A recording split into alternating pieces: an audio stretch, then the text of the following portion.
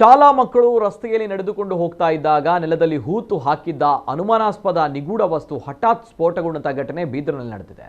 ಸ್ಫೋಟದ ಪರಿಣಾಮ 5 ಮಕ್ಕಳು ಸೇರಿ 6 ಮಂದಿ ಗಂಭೀರ ಗಾಯಗಳಾಗಿದ್ದು ಹೆಚ್ಚಿನ ಚಿಕಿತ್ಸೆಗಾಗಿ ಹೈದರಾಬಾದ್ಗೆ ರವಾನಿಸಲಾಗಿದೆ. ಈ ಘಟನೆಯ ಬಗ್ಗೆ ಜಿಲ್ಲಾ ಉಸ್ತುವಾರಿ ಸಚಿವ ಈಶ್ವರ್ ಬಿ ಖಂಡ್ರೆ ತನಿಖೆಗೆ ಆದೇಶ ನೀಡಿದ್ದಾರೆ. ಘಟನಾ ಸ್ಥಳಕ್ಕೆ ಬೀದರ್ ಎಸ್ಪಿ ಪ್ರದೀಪ್ ಗುಂಟೆ ಭೇಟಿ ನೀಡಿ ಪರಿಶೀಲನೆ ನಡೆಸಿದ್ದಾರೆ. ಸ್ಫೋಟಕ್ಕೆ ಕಾರಣವಾದ ವಸ್ತುವಿನ ಮಾದರಿಯನ್ನು ಸಂಗ್ರಹಿಸಲು ಮತ್ತು ತನಿಖೆ ನಡೆಸಲು ಸೋಕೋ ತಜ್ಞರ ತಂಡವನ್ನು ಕರೆಸಲಾಗಿದೆ.